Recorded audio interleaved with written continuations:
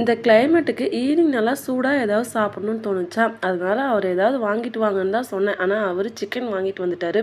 சரி அதுவே 2 இன் 1னா கிரேவி மாதிரி ஏதாவது வச்சுட்டு 65 போட்டுடலாம் அப்படின்னு சொல்லிட்டு 2ஆக பிரித்து வச்சுட்டேன். ஃபஸ்ட்டு சிக்கனில் மசாலாலாம் சேர்த்து மேக்னேட் பண்ணி ஒரு 1/2 அன் ஹவர் அப்படியே விட்டுட்டேன். அதுக்குள்ளே குருமா ரெடி பண்ணோம் அப்படின்னாவே அது நல்லா ஊறி வந்துடும். அதுக்கப்புறமா சிக்கன் ஒயிட் குருமா தான் ரெடி பண்ணியிருந்தேன். அது சப்பாத்திக்கு டேஸ்ட்டு சூப்பராக இருக்கும். குருமா ஒரு பக்கம் ரெடி ஆகிட்டு இருக்கும்போதே இந்த சிக்கன் 65 சாப்பிட்ணுங்கிற ஒரு டெம்டிங் 2 பேருக்குமே வந்துருச்சா, அதனால ஃபஸ்ட்டு 65 போட்டு சாப்பிட்லான்னு சொல்லிட்டு 65 தான் போட்டேன். அது போடவே என்ன வேகத்தில் காலியாச்சுன்னு தெரியல. 2 பேருமே கடைசிக்குள்ள முன்னாடி எல்லாத்தையும் சாப்பிட்டுட்டோம். நல்ல வேளை நான் குருமா ரெடி பண்ணதுக்கு அப்புறமா தான் 65 போட ஸ்டார்ட் பண்ணேன். முன்னாடியே ரெடி பண்ணியிருந்தேன் அப்படின்னா கண்டிப்பாக குருமா வச்சிருக்க மாட்டோம். ஏன்னா 65 அவ்வளோ சூப்பராக இருந்துச்சு. ஆளுக்கு 4 பீஸாக வந்துச்சா, ஐயோ இன்னும் கொஞ்சம் அதிகமாக 65 போட்டுக்கலாமோ அப்படிங்கிற மாதிரியே எனக்கு ஃபீல் ஆச்சு.